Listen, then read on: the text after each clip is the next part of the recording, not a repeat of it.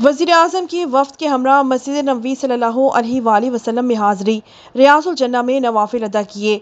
वज़ीर-ए-आज़म मोहम्मद शहबाज शरीफ ने वफ़द के हमरा मस्जिद नबवी सल्लल्लाहु अलैहि वआलिहि वसल्लम में हाज़िरी दी और रोज़े रसूल सल्लल्लाहु अलैहि वआलिहि वसल्लम की ज़ियारत की सआदत हासिल कर ली।